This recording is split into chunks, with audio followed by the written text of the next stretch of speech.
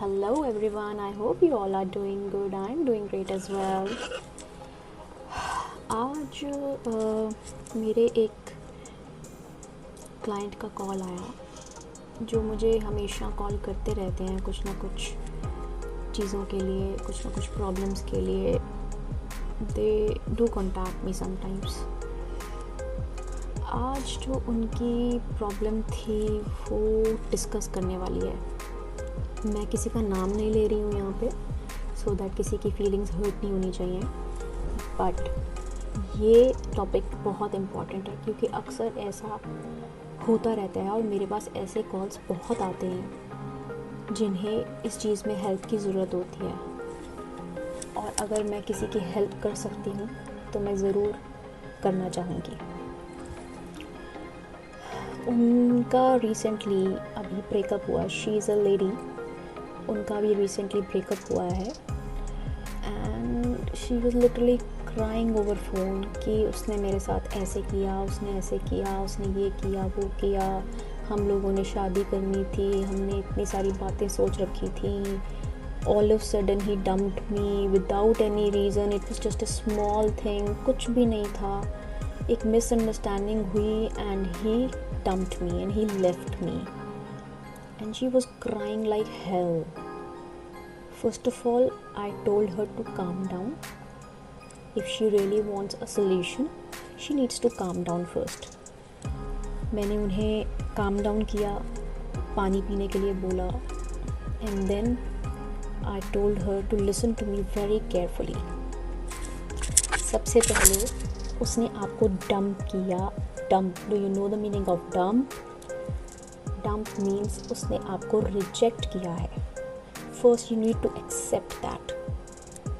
उसको अगर आपने एक्सेप्ट कर लिया, that is the first step. How you will be able to detach from that person.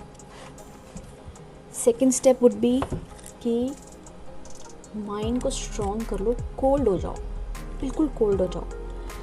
ये सोचो कि मुझे उसके साथ कोई कांटेक्ट नहीं रखना. इधर आप फेसबुक पे हो या आप इंस्टा पे हो या आप कहीं पे भी सोशल मीडिया से जुड़े हुए हो, तो आपको उसको कट डाउन करना है. वहाँ से आपको उसको डिलीट करना होगा. थर्ड, आपको अपने थॉट के लूप को डिस्ट्रैक्ट करना होगा. जब भी आपको लगे कि आपको उसका थॉट आ रहा है या उसकी कोई याद आ रही है, कोई मेमोरी आपके दिमाग में आ रही है, कोई बात याद आ रही है, तो आपको उसे डिस्ट्रैक्ट करना है. अब उसको आपको डिस्ट्रैक्ट कैसे करना है? डिस्ट्रैक्ट करने का तरीका ये है कि आप बार बार अपने आप को बोलो, this is over, I choose peace. This is over, I choose peace over drama. This is over, I choose peace over drama. Repeatedly अपने आप को ये बोलते रहोगे, आपका माइंड डिस्ट्रैक्ट होगा. और आपका माइंड जो है वो डिस्ट्रैक्ट करना is very important to get rid of that. After that what you can do is कि आप इस चीज़ को एक्सेप्ट करो कि ये चैप्टर क्लोज हो चुका है. This chapter is closed. He dumped me, he rejected me for no reason. And अगर उसको आपकी लाइफ में रहना होता तो वो आपको एक चांस ज़रूर देता. पहले भी बहुत सी झगड़े हुए होंगे आप लोगों के बीच में. आपने कभी उसको डंप किया नहीं किया, आपने कभी छोड़ा नहीं किया, क्योंकि आप उसके साथ दिल से प्यार करते थे, दिल से अटैच्ड थे. But he was not attached. जब तक उसकी जो इच्छाएं थी आप पूरी करते रहे, तब तक वो इंसान आपके साथ रहा, क्योंकि उसे था कि ये मेरे काम आ रहा है या काम आ रही है. ठीक है. और जैसे ही उन्हें लगा कि अब ये मेरे किसी काम की नहीं है, ही डम्प्ड यू. उसने एक बहाना ढूंढा, क्योंकि जो बात आपने मुझे बताई, और बातें छोटी छोटी ही होती हैं अक्सर, जिन पे हम लड़ाई करते हैं, बहाने से हम एक दूसरे को छोड़ने को हो जाते हैं. तो बहुत बड़ी बातें ऐसी कुछ नहीं होती हैं. हाँ, बहुत बड़ी बड़ी बातें जहाँ होती हैं वहाँ फिर लंबे लंबे केसेस भी चलते हैं. वो होता है शादी में. बट अभी आप लोगों की शादी नहीं हुई है अगर, और ऐसे रिलेशनशिप में प्रॉब्लम आ रही है, तो आप यही समझो कि ये इंसान आपके साथ, इसका साथ यहीं तक था, इससे ज़्यादा आगे वो आपके साथ नहीं चल सकता था। ठीक है, तो अपने आप को ये चीज़ को एक्सेप्ट करवाना ज़रूरी होता है कि ये इंसान मुझे छोड़ गया है, मैंने भी अब इसको छोड़ दिया है। This chapter is closed. ये चैप्टर बिल्कुल क्लोज्ड है। अब there is no way we will get back to that place, no. उसके बाद आपको क्या करना है, आपको उसकी कुछ फ़ोटोज़, कुछ मेमोरीज़ आपके पास होंगी, जो भी चीज़ें आपके पास हैं जो उसके लिए आपको रिमाइंड करे, आपके दिमाग में आए, उसको रिमाइंड कराएं, वो सब चीज़ों को आपको डंप करना है, वो सब आपको ट्रैश करना है, वो सब आपको बिन में फेंकना है। कोई गिफ्ट्स आपको मिले हैं या कुछ भी आपके पास उसके मैसेजेस पड़े हैं या कुछ भी है, वो आपको डंप करना है, फेंकना है और इस चीज़ को क्लोजर देना है। तभी आप इस पेन से निकल पाओगे, अदरवाइज़ बहुत मुश्किल होता है। उसके बाद आप क्या करोगे, आपको अपनी आइडेंटिटी बनानी है, rebuild your identity without that person. अगर तो आप कहीं जॉब में हो तो आप अपना 100% जॉब में दीजिए, सो दैट आपको जल्दी से जल्दी प्रमोशन मिले and you grow in life. Life is to move on, it will not stuck anywhere. चाहे वो इंसान आपकी लाइफ में है चाहे नहीं है, you have to move on. आप मूव ऑन करो। आप अपना जो भी आप काम करते हो, बिजनेस करते हो, नहीं भी करते हो, तो start doing something, engage yourself somewhere जहाँ आपको अच्छा लगता है and you are 100% sure that you get growth. आप अपनी आइडेंटिटी बनाओ, अपने आप को एंगेज करो एंड उसको लेट गो करने का ये बहुत अच्छा तरीका है। इससे आप एंगेज रहोगे, आपका दिमाग एंगेज रहेगा और आपको उसके लिए ज़्यादा थॉट्स भी नहीं आएंगे।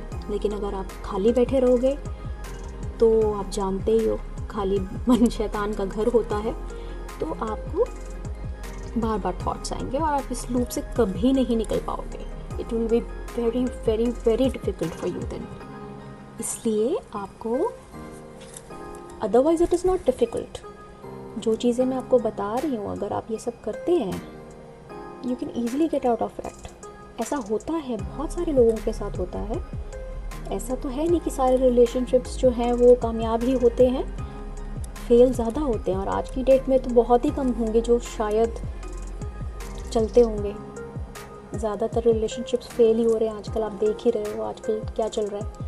सो ये सब चीज़ें हैं। प्लस आपको क्या करना है, अपने फीलिंग्स को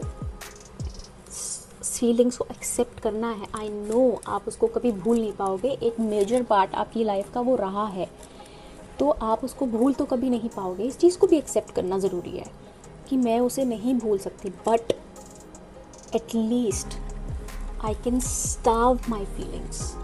जो उसके लिए मेरी फीलिंग्स हैं उसको मैं धीरे धीरे करके कम तो कर सकती हूँ ना, ये तो मेरे हाथ में है। और विद टाइम आई गारंटी कि आप इस चीज़ से निकल जाओगे। सो मैंने जो भी चीज़ें आप लोगों को बताई, अगर आपकी लाइफ में कभी ऐसा हो, गॉड ना करे ऐसा किसी के साथ हो, बट अगर ऐसा कभी भी आपको फील होता है कि सामने वाला इंसान जो है वो मेरे लिए टॉक्सिक है, वो मेरे साथ लॉयल नहीं है, कुछ भी चीज़ आपको अगर 10% भी लगती है, तो आपको उसी टाइम कॉन्शियसली उस रिश्ते को देखना शुरू करना होगा कि क्या ये वर्थ इट है, क्या ये लॉन्ग टर्म चलने वाला है, क्या इसके प्रॉज हैं, क्या इसके कॉन्स हैं, ये सब आपको देखना पड़ेगा। क्या इसमें अच्छाइयाँ हैं, क्या मेरा इससे बुरा होगा, क्या मेरा इससे भला होगा, कितना ये इंसान मेरे लिए अच्छा है, कितना बुरा है।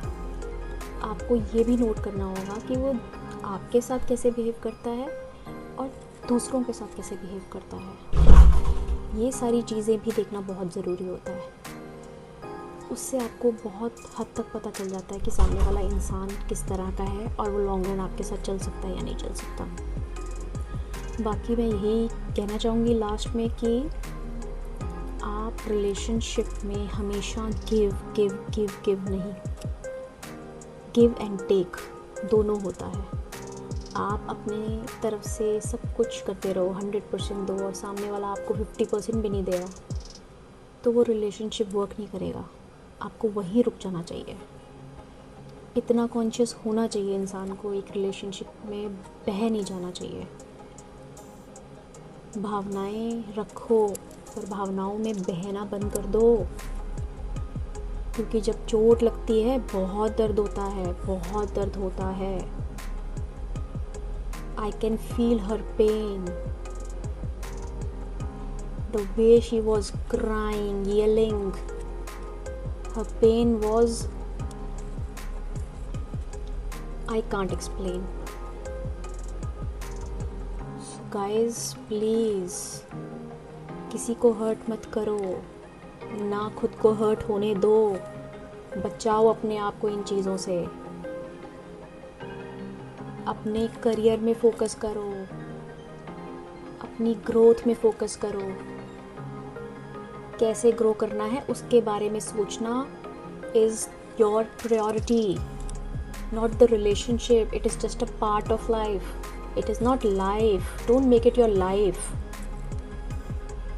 Okay, I hope you have understood something with my video, और शायद मैं होप करती हूँ कि मेरी कई बातें किसी के काम आए। और ध्यान रखिए आप अपना, बस यही कहूँगी कि अपना ध्यान रखिए, अपने घर वालों का ध्यान रखिए। किसी को हर्ट बिल्कुल नहीं करना किसी को, चाहे सामने वाला कैसा भी है, उसको हर्ट नहीं करना है आपको।